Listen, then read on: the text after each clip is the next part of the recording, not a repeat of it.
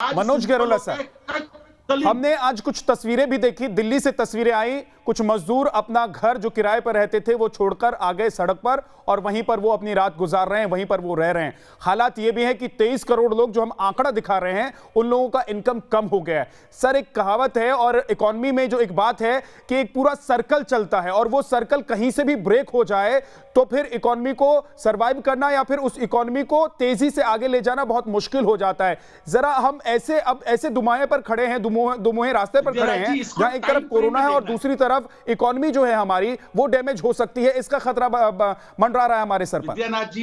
विद्यानाथ जी आप देखिए, ऐसा है कि विद्यानाथ जी देखिए विद्या, डॉक्टर भार्गव मैं आपके पास वापस आता हूं। मनोज गेरोला जी सर। हाँ जी, देखिए ऐसा है कि जो लॉकडाउन डॉक्टर भार्गव ने बड़े अच्छे से एक्सप्लेन करा कि लॉकडाउन क्यों आज की डेट में जरूरी है, लेकिन इसका जो सबसे बड़ा इम्पैक्ट है वो सबसे गरीब तबके के ऊपर पड़ता है।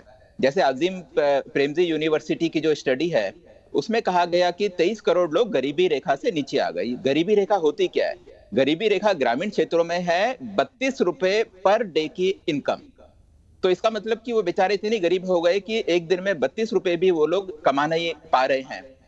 और उसके बाद, और ये तो पहले लॉकडाउन का इम्पैक्ट है, और उस लॉकडाउन के बाद जिस समय शहरों में लॉकडाउन खुला उसके बाद वो बेचारे गरीब लोग जो पैदल चल के लाखों करोड़ों की संख्या में वो लोग वापिस अपने गांव में गए थे, वो लोग जब वापिस आए तो वापिस आने के बाद उन लोगों को रोजगार जितना मिलना चाहिए था उतना मिला नहीं। उनकी इनकम पहले से कम हो गई और वो बेचारे और ज्यादा गरीब हो गए। और एक और जो अनुमान है वो ये है कि उसमें से सिर्फ 70% लोग वापिस आए, 1/3 के करीब लोग तो वापिस ही नहीं आए। तो ऐसे में क्या है, ऐसे में अगर लॉकडाउन तो जरूरी है, इसमें तो कोई शक की बात नहीं है, लेकिन ये गरीब तबके को देखने की जिम्मेवारी पूरे समाज के ऊपर है। इसमें सबसे बड़ा रोल भारत सरकार का है, क्योंकि जब ये लोग वापिस गए तो वापिस जाने के बाद इनका रोजगार चलता रहे, इसकी जिम्मेवारी सरकार की थी।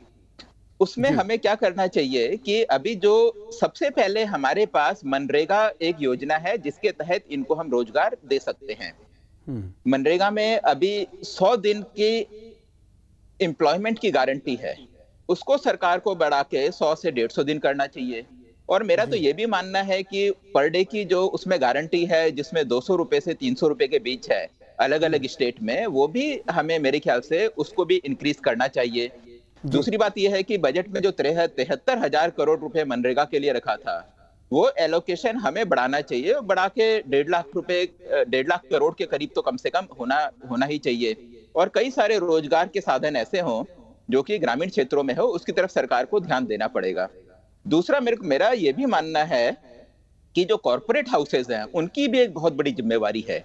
कॉर्पोरेट हाउसेज के जो CSR फंड होता है या फिर कॉर्पोरेट हाउसेज जैसे कि बाहर के देशों में सामने आए और सामने आने के बाद उन्होंने सबने अलग अलग क्षेत्र में कोरोना से फाइट करने के लिए मदद करी, उसी तरीके से हम लोगों को भी जो हमारे जो कॉर्पोरेट ग्रुप्स हैं उनको CSR एक्टिविटी के तहत या बाकी चीजों के तहत ये देखना चाहिए कि ये बेचारे जो गरीब लोग हैं इनका रोजगार कम ना हो, और खास तौर से शहरी क्षेत्रों पे वो लोग फोकस कर सकते हैं।